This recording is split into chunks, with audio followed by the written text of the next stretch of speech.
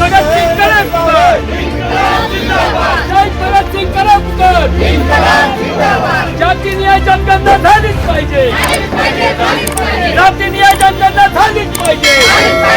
1111 रुपयाचा सिलेंडर केला, light bill किती केलं, पूर्ण महागाईवाढी आणि हे पूर्ण नौटंकी आहे शिंदे सरकारची. आणि लाडकी बहीण वगैरे काही योजना काढली नाही त्यांनी. आता निवडणूक जवळ आलेली आहे म्हणून हे सर्व त्यांचे नाट्य चालू.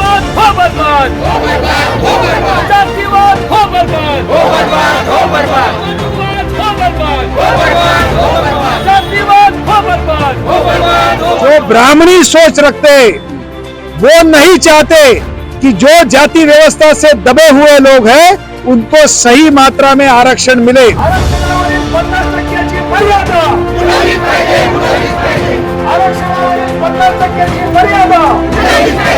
50 रुपए में हमारा घर चलने वाला है. महंगाई इतना बढ़ा दिया है, सिलेंडर इतना बढ़ा दिया है. हम लोग 1500 रुपए ऐसे भी कमा सकते हैं. हम लोग को सिंधा सरकार को यही बोलना है कि हम लोग को रोजगार दे दो. केंद्र सरकार, राज्य सरकार आणि म्युनिसिपालिटीच्या 30 लाख नोकऱ्या, बेकारांना नोकऱ्या, 30 लाख नोकऱ्या. आज हमने आंदोलन किया क्योंकि आज हमें संवैधानिक राइट से हमें आंदोलन करने का, इसलिए आज हमने ये आंदोलन पुलिस के मौजूदगी में किया. मगर कल यही आंदोलन करने के लिए हमारे जिले में एक डर बिठाया जाएगा, हमारे जिले में एक डर रहेगा जो हम इस आंदोलन को खुल के नहीं कर सकते, खुल के सरकार के खिलाफ नहीं बोल सकते, खुल के कलेक्टर के खिलाफ नहीं बोल सकते.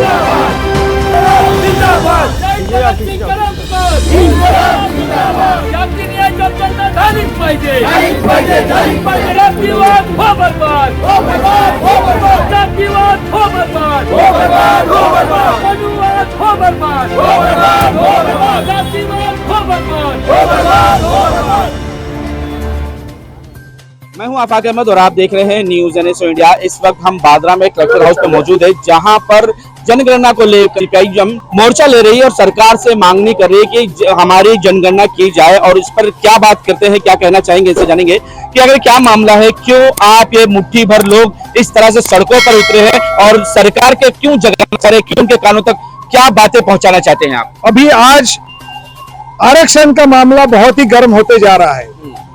आरक्षण देना है ये सरकार बोलती है मगर दे नहीं रही है. अगर देना है तो उसका आधार क्या रहेगा? आधार रहेगा जात निहाय कितनी जनसंख्या है वो. 1931 में 31 में हुई थी, वही आज तक ऑफिशियल रिकॉर्ड करके चल रही है. 2011 में जनगणना जात निहाय हुई थी मगर 14 में जब यूपीए की सरकार चली गई मनमोहन सिंह जी की, तब तक उसका रिजल्ट नहीं आया था क्योंकि वो रिजल्ट निकालना पड़ता है, कैलकुलेशन टेबुलेशन करना पड़ता है. नरेंद्र मोदी जी की सरकार आने के बाद 2014 में वो जो रिजल्ट है उसको दबा के रखा है.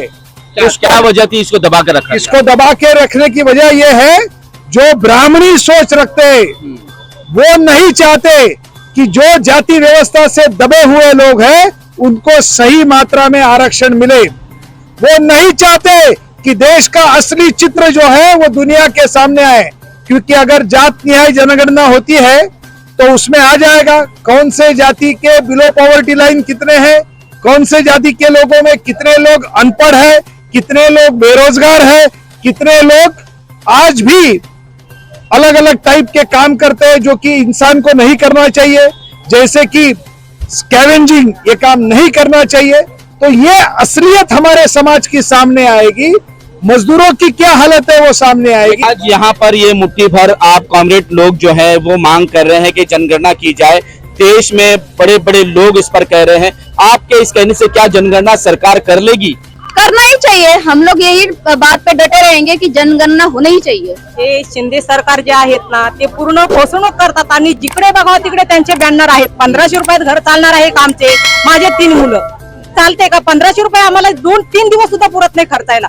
1211 रुपयाचा सिलेंडर केला, लाईट बिल किती केलं, पूर्ण महागाईवाढी आणि हे पूर्ण नौटंकी आहे शिंदे सरकारची. आणि लाडकी बहीण वगैरे काही योजना काढली नाही त्यांनी. आता निवडणूक जवळ आलेली आहे म्हणून हे सर्व त्यांचे नाट्य चालू. क्या है 1500 रुपए में हमारा घर चलने वाला है. मेरे बच्चों लोग लेकिन उनको वोट तो मिल जाएगा ना? वोट तो नहीं देंगे ना हम लोग. कोई भी महिला नहीं देगी. बेरोजगारी हमारी इस स्कीम में भी तो दोगली पॉलिसी है. जो 60 साल के ऊपर की महिला वो बहन नहीं होगी क्या? वो भी तो होगी ना, तो उसको उसके क्यों नहीं दिया जा रहा है? हाँ, तो वही शिंदे सरकार को हम लोग को पूछना है ना, सब लोग को समान देना चाहिए। हाँ। बेरोजगारी भी देना चाहिए ना, हम लोग भूखे मरे बेरोजगारी भत्ता देना चाहिए। देना चाहिए ना। 1500 रुपए में हमारा घर चलने वाला है। महंगाई इतना बढ़ा दिया है, सिलेंडर इतना बढ़ा दिया है, उससे हमारा घर तो आप चलेगा। चाहते क्या? भत्ता चाहते हैं कि महंगाई कम चाहते हम हैं? लोग को रोजगार चाहिए। रोजगार चाहिए। हम लोग 1500 रुपए ऐसे भी कमा सकते हैं। हम लोग को शिंदे सरकार को यही बोलना है की हम लोग को रोजगार दे दो।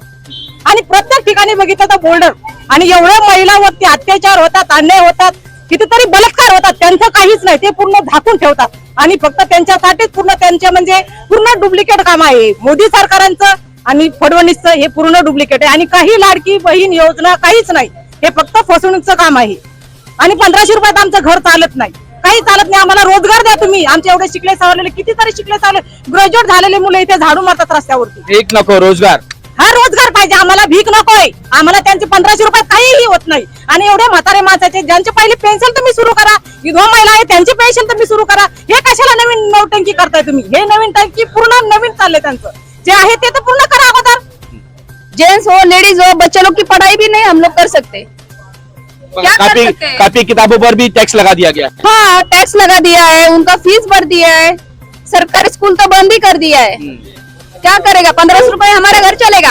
एवढ्या म्हातारा बायका त्यांना असं बेसहार आहे, त्यांना असं काही खायला नाही, ते अक्षरशः मरायची बारी आली त्यांची, त्यांना नाही पगार। विधवा महिला किती, त्यांना नाही, अनाथ मुले किती, त्यांना नाही, रोडावर किती लोक झोपले, त्यांना घरादार द्या, हे सर्व करा तुम्ही। 1500 रुपये नको आम्हाला, 1500 रुपये आम्हाला 3 दिवस पुरत नाही खर्चायला, एवढी महागाई वाढली, प्रत्येक गोष्टीवरती महागाई। 18 रुपयात माणूस रिक्षाने येत होता, आता 25-26 रुपये तिथे होतं, डिझेलला भाव, पेट्रोलला भाव, सगळ्या गोष्टीला भाव वाढला, ही महागाई पहिलं कमी करा तुम्ही। राहुल गांधी तो कह रहे हैं कि जिसकी जितनी आबादी उसकी उतनी भागीदारी, क्या इस पर भी काम नहीं हो रहा है क्या? काम सरकार ने करना चाहिए, वो कहाँ हो रहा है? वो राहुल गांधी बेचारे कह रहे हैं, लेकिन राहुल गांधी सरकार नहीं है, सरकार तो आज इनकी है ना। जहाँ जहाँ उनका राज्य है वहां तो वो शुरू कर सकते, जहाँ पे उनके ये सवाल केंद्र से शुरू होता है। राज्य जब आकर कुछ करते हैं, जैसे कि बिहार ने जातीय जनगणना की थी, आरएसएस की एक संगठन उनसे जुड़ी हुई सुप्रीम कोर्ट पे जाती है और उसके ऊपर स्टे लेती है। कर्नाटक ने करने की कोशिश की, वो भी नहीं चला। तो ये अगर सवाल हल करना है तो केंद्र सरकार को आगे होना चाहिए, उनको आगेवान होना चाहिए, और वो नहीं हो रहे। और संविधान के हिसाब से जो हमें रिजर्वेशन मिला है, वो रिजर्वेशन और भी लोग जो है जो डिजर्व करते हैं उनको मिलना चाहिए। जैसे कि आज महाराष्ट्र में मराठा समाज जो पहले रिजर्वेशन नहीं चाहता था, वो आज रिजर्वेशन मांग रहा है, क्योंकि मराठा समाज ये खेती करने वाला समाज है। और आप देखिए, ये कैमरा का, ये माइक का, हर एक चीज का, पेन का, पेंसिल का, ये छाते का कीमत मैन्युफैक्चरर तय करता है। लेकिन किसान ही एक ही ऐसा है जो अपने फल का, सब्जी का, चावल का, अनाज का कीमत तय नहीं कर सकता। और आज इस तरह से कानून बनाए हैं मोदी सरकार ने, जो 4 कानून बनाए थे, और इस तरह से आज यहाँ पर व्यवहार हो रहा है कि किसान का दम घुटते जा रहा है। और किसानी छोड़ के अंबानी अदानी को जमीन बेच दे और मजदूरी करने बाहर निकल जाओ, ये सरकार चाहती है। इसलिए किसान का मुद्दा आज जब ऐसे हुआ कि किसानी में परवरता नहीं है, तो वो लोग भी आज मराठा समाज आरक्षण मांग रहे हैं, क्योंकि करे तो करे क्या, ये सबके सामने हकीकत है। महाराष्ट्र में एक नई बिल लाई जा रही है, महाराष्ट्र पब्लिक सिक्योरिटी बिल। इस पर आप क्या कहेंगे? क्या इससे लोगों के हित में नुकसान होने वाला है? क्या इसके खिलाफ जो है वो सारी विपक्षी पार्टियां खड़ी हो रही हैं? पब्लिक सिक्योरिटी बिल जो महाराष्ट्र के अंदर लाया है, उससे भारी नुकसान है। भारी नुकसान है कि पुलिस को ज्यादा से ज्यादा अधिकार दे दिया गया है, बिना पूछे पुलिस को पकड़ सकती है, 6 महीना जेल में रख सकती है, और उसका जमानत भी नहीं होगा। लेकिन जो आंदोलनकारी है उन पर क्या होने वाला है? वो तो पहला टारगेट होगा। हाँ। जो किसी तरह का आंदोलन करने वाला लोग है, चाहे वो जाति के नाम पर रिजर्वेशन के लिए करता हो, या मजदूरी के लिए करता हो, या अपना हक के लिए करता हो, वो आंदोलन करने वाला, उसमें कर्मचारी भी होंगे और दूसरे लोग भी होंगे। अभी जैसे धरवी बचाओ आंदोलन हम लोग कर रहे हैं, तो वहां पर वो एक्ट लगा सकता है, किसी के घर में प्लांट कर सकता है, वो कहेगा ये कि नक्सलाइट है या अर्बन नक्सल है, वो मैंने ईमेल से भेज देगा, ईमेल से कुछ भेज देगा और भी गिरफ्तार कर और उसमें गिरफ्तार कर लेगा। इसके पास यह एविडेंस मिला। किस तरह से देखते हो इस MSPS पर? वो मिसा का जैसा ये लाया गया है, ये कार्य जो पूरा भीमा कोरेगांव से दिल नहीं भरा है क्या? बीमा कोरेगांव से दिल नहीं भरा, इसके लिए लाया है। ऐसा है कि सरकार जो है ना, अपने खिलाफ में जो भी आंदोलन होता है उस आंदोलन को दबाने के वास्ते हर तरफ नया नया कानून लाता है। पुराना सरकार था, कांग्रेस का सरकार था, उन्होंने भी इसी तरीके से मजदूर आंदोलन को कुचलने के लिए मिसाल आया था। फिर क्यों विदेशों में जाकर कहते हैं कि मदर ऑफ डेमोक्रेसी है India? Mother of democracy India तो है, इसका तो इनकार नहीं कर सकता है। लेकिन मदर ऑफ डेमोक्रेसी के अंदर जो सरकारें आती है, वो सरकारें जो है उसको संविधान के मुताबिक काम करने करती नहीं है। इसके लिए यहाँ के देश के जनता का हालात इस तरीके से है, तो ये सरकार के नीतियों के ऊपर तय होता है ना।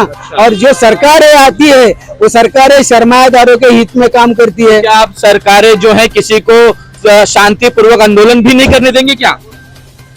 वही तो सवाल है। अभी शांतिपूर्ण आंदोलन के करने वाले को भी अंदर डालेंगे।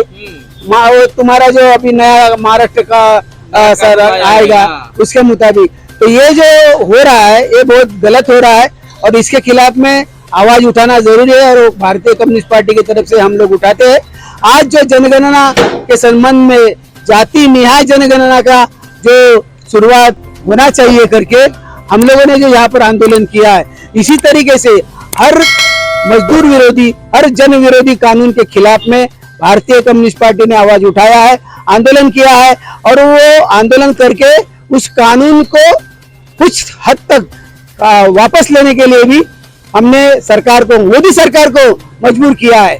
अब तो इतना डर बिठा दिया गया है कि अगर कोई आंदोलन करना भी चाहे तो उसे जेल का डर लग रहा है कि अगर वो जाता है और वो किसी वजह से भी जाता है तो उसे पकड़ कर अंदर कर दिया जाएगा। ये जो बिल लाया गया है, मैं बिल के बारे में ये कहना चाहूंगा कि ये जो हक की आवाज, जो अपने हक के लिए उठती है आवाज, वो आवाज को दबाने के लिए लाया गया है। डेमोक्रेसी को दबाया जाएगा, डेमोक्रेसी को दबाया जाएगा। लोग अपने हक के लिए रास्ते पे उतरेंगे नहीं, अपने अधिकारों के लिए लड़ेंगे नहीं। जैसे कि अभी हमने यहाँ पे प्रोटेस्ट किया, आपने देखा है, हम अपने अधिकारों के लिए लड़ रहे कि भाई राष्ट्रीय जनगणना होनी चाहिए। जनगणना होने के बाद पता चलेगा कि किसको कितना आरक्षण देना है, कितना लोगों को कितना आरक्षण मिल रहा है, ये सब राष्ट्रीय जनगणना होने के बाद पता चलेगा। आज हमने आंदोलन किया क्योंकि आज हमें संवैधानिक राइट से हमें आंदोलन करने का, इसलिए आज हमने ये आंदोलन पुलिस के मौजूदगी में किया है। मगर कल यही आंदोलन करने के लिए हमारे जिले में एक डर बिठाया जाएगा, हमारे जिले में एक डर रहेगा जो हमें इस आंदोलन को खुल के नहीं कर सकते, खुल के सरकार के खिलाफ नहीं बोल सकते, खुल के कलेक्टर के खिलाफ नहीं बोल सकते। इसी तरीके से सरकार ये जो कानून लेके आ रही है, ये कोई नया नहीं है इनके लिए। इन्होंने इससे पहले भी जो अपने हक के लिए आवाज उठाता था, जो लड़ता था देश के लिए, जो देश के संविधान को बचाने के लिए लड़ता था, उनके पीछे ईडी, सीबीआई इस जैसी राष्ट्रीय संस्थानों को लगाया गया लोगों को दबाने के लिए। आपने देखा कि महाराष्ट्र में किस तरीके से इन्होंने ईडी, सीबीआई लगा के या महाराष्ट्र की सरकार को तोड़ने का काम किया। इन्होंने देखा आपने इससे पहले जो हो रहा था। क्या यही कानून जो है वो आजादी के समय नहीं था? गांधी जी और उनके जो आजादी के खिलाफ, आजादी के लिए लड़ रहे थे, उन तमाम लोगों को मारने पकड़ने के लिए अंग्रेजों ने इसी तरह का इस्तेमाल किया था। चाहे उनका बस चलता तो गोली मार देते, नहीं तो नजर बंद कर देते, उन्हें कैद कर देते। क्या ये वही कानून तो नहीं है कि जिस तरह से गांधी जी रास्ते पर उतरते थे, आज उसी तरह के उतरने वालों को कानून के दायरे में अंदर किया जा रहा है? पहले एफआईआर होगा और उसके बाद फिर उसको माने जमानत के लिए कोर्ट में हाजिर करेगा तुरंत। लेकिन अब वो नहीं है, वो बिना एफआईआर किए हुए उसको पकड़ के अंदर बंद कर सकता है। इस तरह का कानून लाया गया है और ये पुलिस को छुट्टा राइट दिया गया है। जो अगर पुलिस भी इसमें किसी से दुश्मनी निकालना होगा तो आराम से निकाल सकता है ना। और किसी नेता को भी किसी दुश्मनी निकालना होगा, किसी मंत्री को होगा, पुलिस को बोल करके वो कर सकता है। यानी अभी यूएपीए की जरूरत ही नहीं है। अभी भारी ये हो गया है। महाराष्ट्र जो का बिल जो है वो भी, और केंद्र का जो बिल है वो यूएपीए से का भी बृहत रूप है और उससे ज्यादा नुकसान है आम जनता को, जो हक और लड़ाई अधिकार लोकतंत्र के लिए लड़ रहा है, जो संविधान के लड़ रहा है, जो हक के लिए लड़ रहा है, उसके खिलाफ है। उसके खिलाफ है ये कानून। जनगणना का यही मकसद है कि सिर्फ हमारी आबादी देखिए और हमें रोजगार दीजिए, क्योंकि ये 1500, 2000, 500 से कुछ नहीं होना। जिंदगी भर हमें अपने परिवार देखना है और इसके लिए हमें नौकरी चाहिए, और यही नौकरी और यही तमाम जो रिक्त पद है उसको भर दो, ताकि ये गरीब जो है वो नौकरी तो कर सके, और जब नौकरी करेंगे तो उनको किसी के सामने हाथ नहीं फैलाना होगा, और ना ही इस तरह से इनको अपने परिवार को छोड़कर सड़कों पर खड़ा होना होगा। यही इनकी मांग है कि जनगणना करिए और हमारी हिस्सेदारी हमें दीजिए, ताकि हम सुखी परिवार की तरह जी सके, हम किसी के सामने हाथ नहीं फैलाते, क्योंकि ये 1500 हमारी जिंदगी भर नहीं काम आएगा। आज शिंदे सरकार है, कल कोई और सरकार होगी, तो क्या ये 1500 हमेशा उनको मिलता रहेगा? बिल्कुल नहीं। तो वो चाहते हैं कि हमें नौकरी दी जाए, ताकि हम अपना हक जो है वो इज्जत से मांग सके। आज तक के लिए इतना ही। देश विदेश की खबरों के लिए देखते रहें न्यूज़ NS इंडिया।